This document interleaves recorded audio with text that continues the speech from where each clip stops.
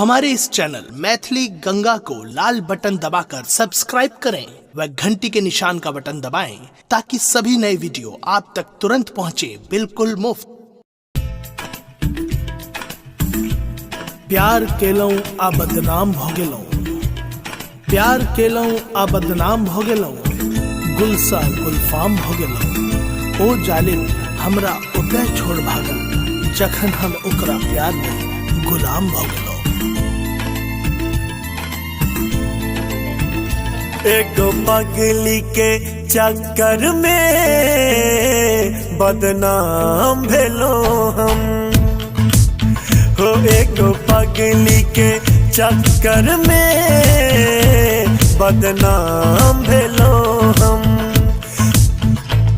देलक दगा तैयो बेईमान भेलो हम। ओए ओए ओए ओए ओए एगो पगली के चक्कर में बदनाम भेलो हम।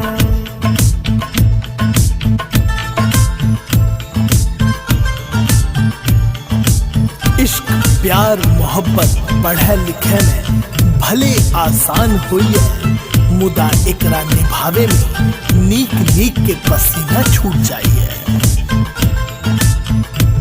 मेहंदी ओकरा हाथक हमरा जरा भैया, मेहंदी ओकरा हाथक हमरा जरा भैया।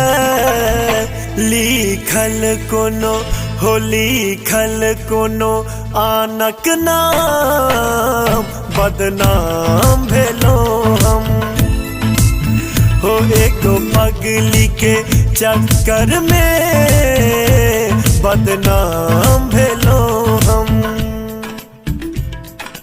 अहाँ के चाहियो के नहीं बिसर पायब हम, अहाँ के चाहियो के नहीं बिसर पायब हम। ई वादा हमर जे निभायब हम, चाहे माइट में स्वयं के मिलावे पर है, मुदा दिल से अहाँ के नाम नहीं मिटा पायब हम।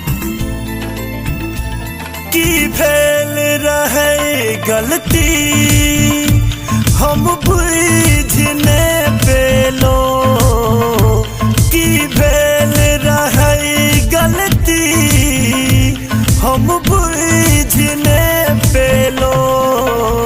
मझधार में हो मझधार में फसलो हम, गुमनाम भेलो हम हो, एगो पगली के चक्कर में बदनाम भेलो हम।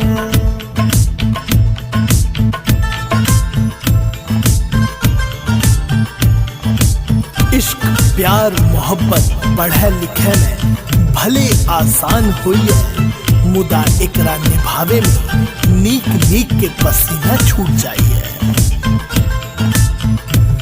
ओकर ओढ़नी लागे हमरा कफन जेना, ओकर ओढ़नी लागे हमरा कफन जेना।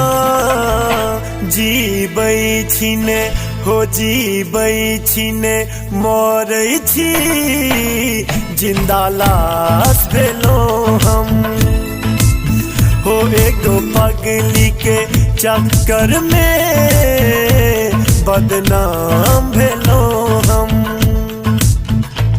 देलक दगा तैयो बेईमान भेलो हम।